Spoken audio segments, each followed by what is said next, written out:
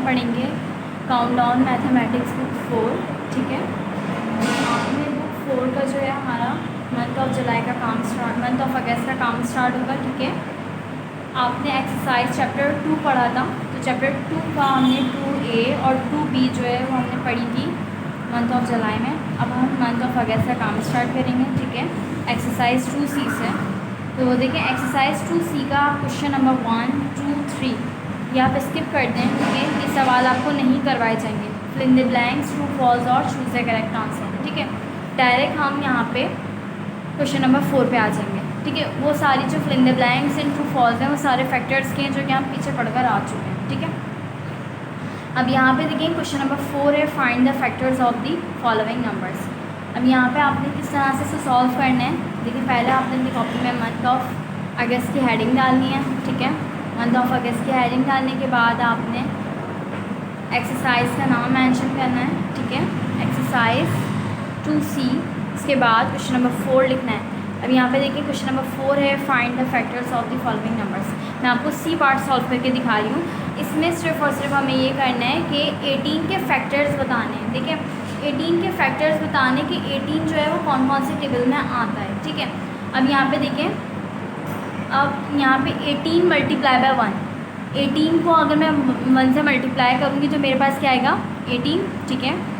अब उसके बाद 2, अब 2 मैं इसके साथ कौन सा ऐसा नंबर लूँ कि 2 से भी मल्टीप्लाई करूँ तो वही आ जाए। तो हम क्या करेंगे, ये देखें, इसको चेक करने का ये तरीका है कि आपने 18 1 से 18 तो आपको ये पता है, ठीक है, 18 1 से 18। अब उसके बाद आपने क्या करना है, 18 अंदर, ठीक है, और आपने इस तरह से करना है 18 अंदर और 2 बाहर, ठीक है। ये वाली एग्जाम्पल छोड़ दें आप ये वाली एग्जाम्पल देंगे और 2 बाहर। पहले हमने 1 से किया तो हमारे पास आ गया 18। अब आप 2 से करें तो 2 9 ज़ा 18, यानी कि आप 9 2 ज़ा क्या होता है 18, तो आपने यहाँ पे लिख देना है 9 2 ज़ा 18।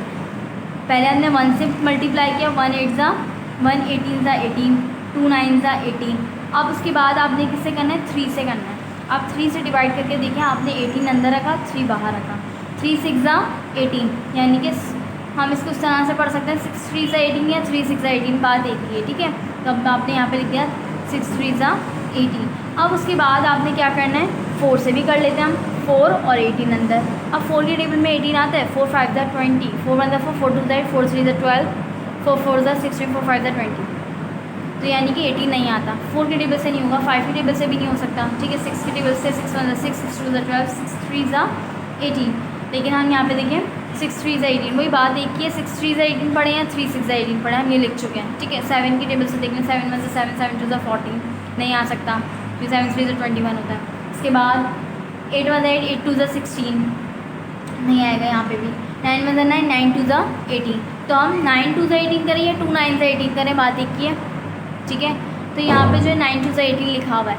अब यहाँ पे मैंने, अब इसके अलावा जो है 10 1 ज़ा 10, 10 2 ज़ा 20 होता है। अब कोई ऐसा नंबर नहीं आ सकता जैसे कि अब 11 1 ज़ा 18, 1 ज़ा 18, खाली 18 के टेबल में भी आता है। अब 18 1 ज़ा 18 करूँगी, 1 18 ज़ा 18 करूँगी, ठीक है, बात एक है। अब इसके अलावा ये किसी और टेबल में नहीं होंगे।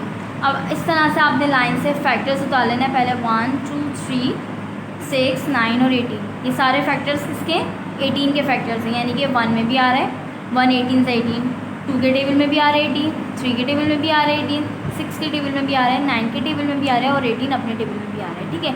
ये आपने फैक्टर्स लिखें किसके, 18 के फैक्टर्स लिखें। इसी तरीके से मैं आपको डी पार्ट भी करके दिखाती हूँ ताकि आपका क्लियर हो जाए।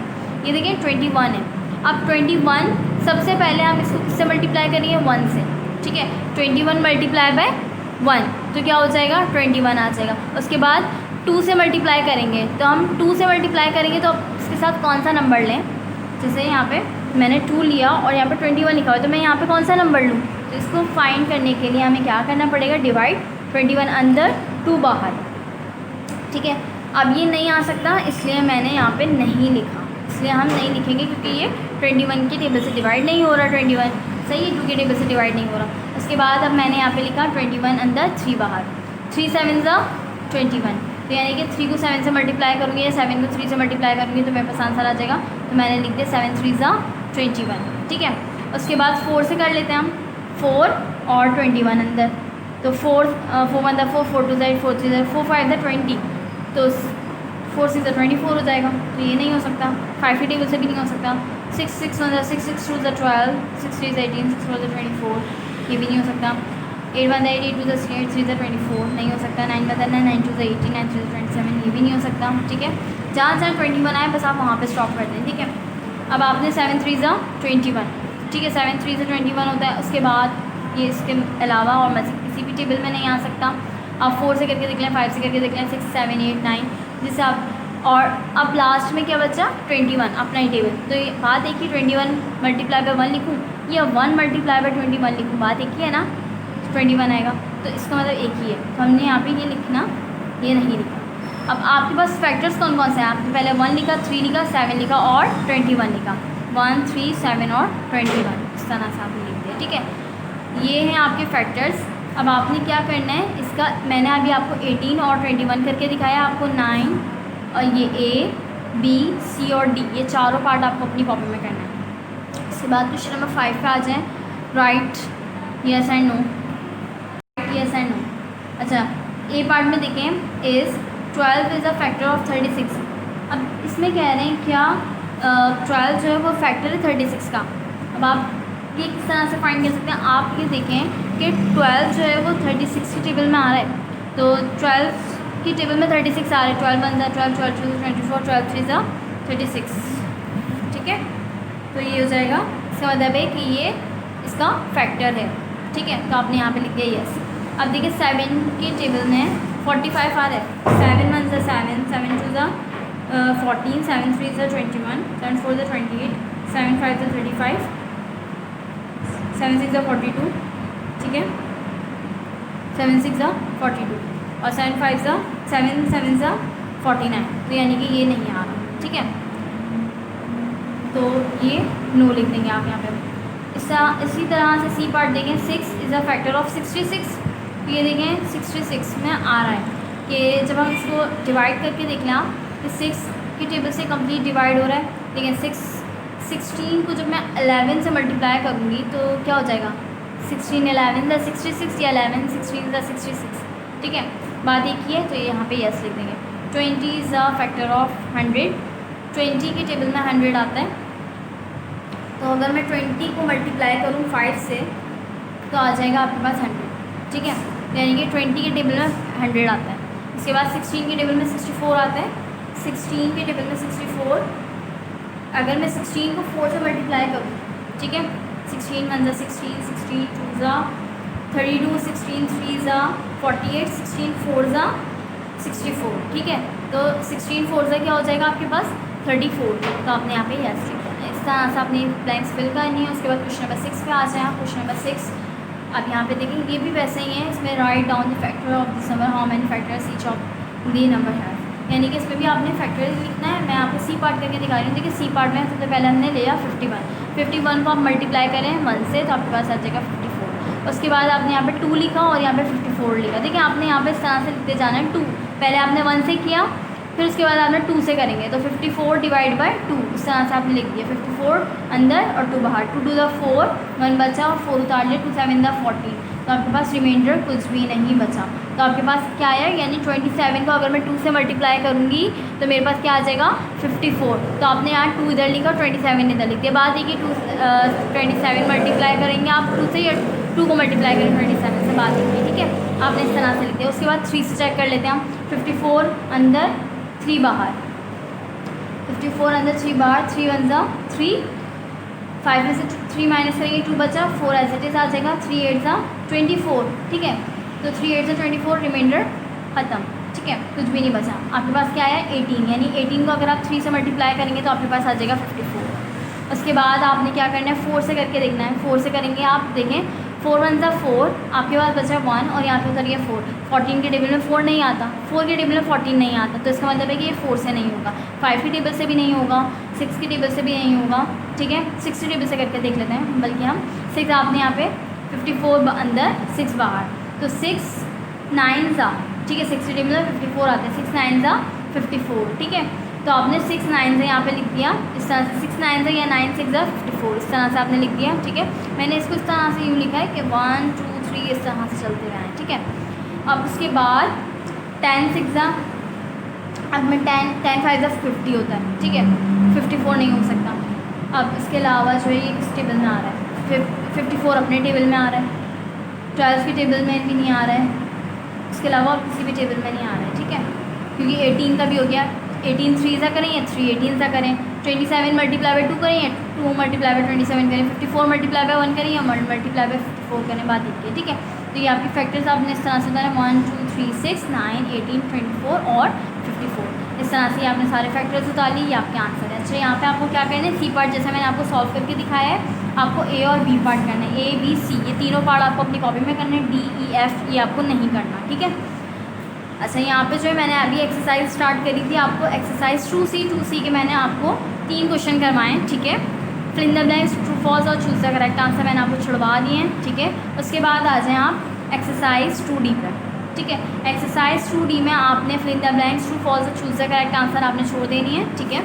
ये आपने क्वेश्चन स्किप कर देना है और उसके बाद क्वेश्चन नंबर 4 पे आ जाएँ आप, ठीक है। क्वेश्चन नंबर 4 है आपका, draw a factor tree to show the prime factor of a given number. इसमें जो है आपको एक ट्री बनाना है, फैक्टर ट्री, जिसके अंदर फैक्टर्स आते हैं, ठीक है। अब ये देखें, अब आपके पास लिखा हुआ है, यहाँ पे 15 20 14 और 8। अब यहाँ पे मैं आपको सी पार्ट सॉल्व करके दिखाती हूँ। मेरे पास नंबर है 14। अब ये देखिए 14, मैं सबसे पहले छोटे टेबल से देखूँगी, ये 14 छोटे टेबल में आता है, तो देखिए 14 जो है वो 2 के टेबल में आता है, तो 2 के टेबल में आता ज़रूर है, लेकिन कितने टाइम आता है, 2 1 2 2 2 4 2 3 6 2 4 2 2 5 10 2 6 12 2 7 14। तो मैंने यहाँ पे क्या लिखा, इसकी देखें इस तरह से मैंने ये बनाया, ठीक है, 2 7 14। जैसे ये ट्री बन रहा है, जैसे एक होता है ना कि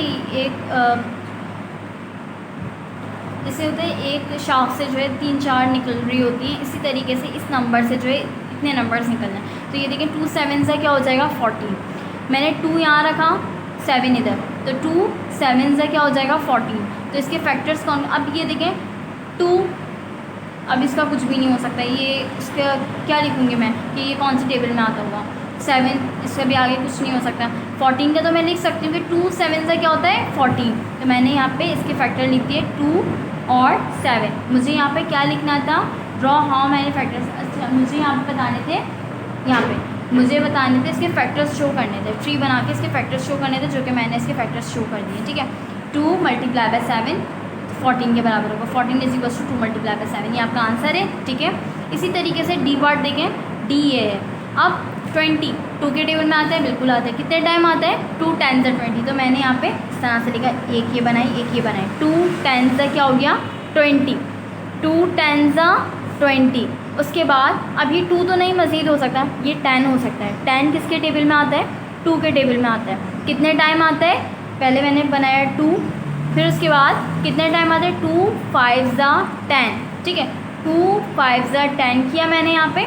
उसके बाद देखें अब ये खाली 2 बचा और ये 5, ये सिर्फ अपने अपने टेबल में आते हैं, ठीक है, ये और सिर्फ अपने टेबल में आते हैं। तो हमने यहाँ पे फैक्टर्स क्या क्या लिखे, इस वाले का लास्ट वाला, ठीक है, और इसका लास्ट वाला, ये जो यहाँ पे एक बनती भी आ रही है ये चैन, ठीक है, और एक इसकी, तो इसका लास्ट वाला आपने लिखना है 2 और इसका लास्ट वाला लिखना है 2 और 5। सेंटर वाला नहीं लिखना, जिसकी जो दो निकल रहे हैं इस तरह से, तो ये आपका आंसर नहीं होगा। जो लास्ट में रह जाएंगे ना आपके, वो आपने लिखना है। तो 2 2 और 5, तो 2 2 और 5 आप देखें, इसको मल्टीप्लाई करें 2 to the 4 4 5 20, यही बन रहा है 20, ठीक है।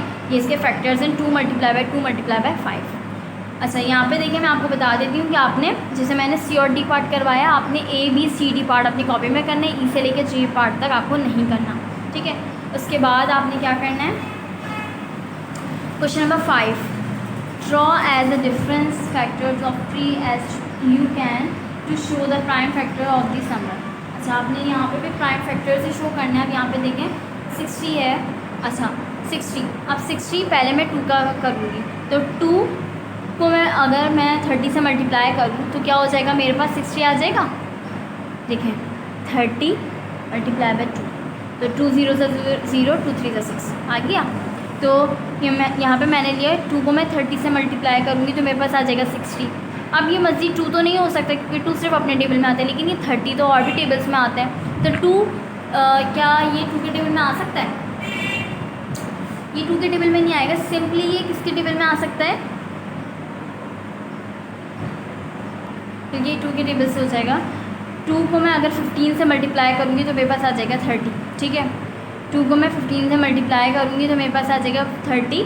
तो आपने इस तरह से लिख देना है 2 यहाँ पे और 15 यहाँ पे। अब उसके बाद 15 कौन कौन से टेबल में आता है, 15 आता है 3 के टेबल में सबसे पहले, क्योंकि 2 के टेबल में नहीं आता, ठीक है। तो आपने यहाँ पे 3 5 ज़ा 15। अब ये 3 जो है किसी भी अपने टेबल में आते हैं और 5 भी अपने टेबल में आते हैं, ये आ गए इसके फैक्टर्स। तो 2 3 3 2 2 3 5, आपने लिखा 2 2 3 5।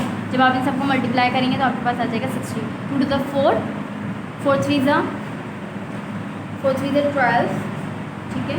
उसके बाद आप इसको मल्टीप्लाई करेंगे 5 से तो आपके पास आंसर आ जाएगा 16। 12 मल्टीप्लाई बाई 5। अच्छा, इसके बाद अच्छा यहाँ पे जो है ये आपको मैंने सी पार्ट जैसे करके दिखाया, आपको 40 भी और वो आपको ए पार्ट, बी पार्ट और सी पार्ट तीनों पार्ट आपने इसी तरीके से करने हैं, ठीक है। उसके बाद आ जाए आप क्वेश्चन नंबर 6 पे। क्वेश्चन नंबर 6 में आपने इस तरह से करना है कि find the prime factors of these numbers using division method. आपने यहाँ पे देखें इस तरह से लिखना है, ये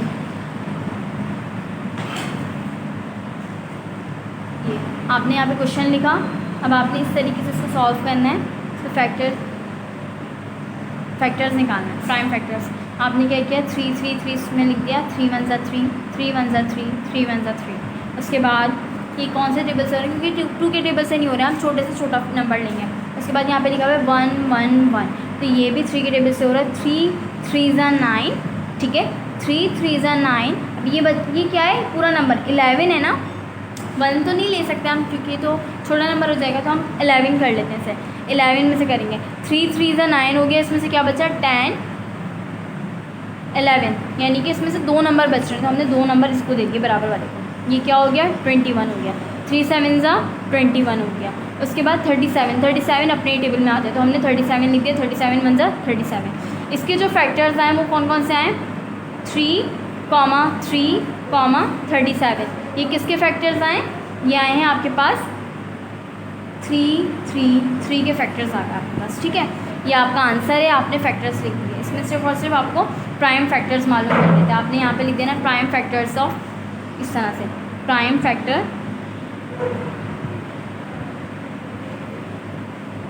3 3 3, ठीक है। उसके बाद डी पार्ट देखें, डी पार्ट भी मैं आपको सॉल्व करके दिखाती हूँ। ये देखें 1 2 6 है, ठीक है, 1 2 6। अब यहाँ पे किस तरह से करना है, पहले 1 तो नहीं ले सकते क्योंकि यहाँ पे 2, तो हम सबसे पहले 2 लेंगे, ठीक है। अब यहाँ पे क्या करना है आपने 2 6 ज़ा 12, ठीक है, 2 6 ज़ा 12। उसके बाद 2 3 ज़ा 6 कर दिया। अब यहाँ पे क्या करना है आपको, यहाँ पे जो है अगर मैं 2 लूँगी 2 3 ज़ा 6 तो हो जाएगा, लेकिन यहाँ पे 3 है, ये पूरा नहीं होगा। हमें हमेशा इस बात का ख्याल रखना है कि पूरा नंबर डिवाइड। 3 2 ज़ा 6 3 1 ज़ा 3, ठीक है। उसके बाद 3 7 ज़ा 21 पूरा नंबर हो रहा है, क्योंकि ये 2 है, खाली मैं 2 नहीं ले सकती, 2 छोटा नंबर है। उसके बाद 7 1 ज़ा 7। इसके जो फैक्टर्स हैं वो कौन कौन से हैं, 2 3 3 और 7। ये आपने लिख देना है 2 3 7, ठीक है। ये सारे इसके क्या आ गए, प्राइम फैक्टर ऑफ 1 2 6। आपने इस तरह से मेंशन कर देना है प्राइम फैक्टर ऑफ 1 2 6 इज़ 2 3 3 और 7, ठीक है। अब यहाँ पे मैंने आपको कौन से सी और डी पार्ट करके दिखाया, आपने A B C D अपनी कॉपी में करना है, ठीक है।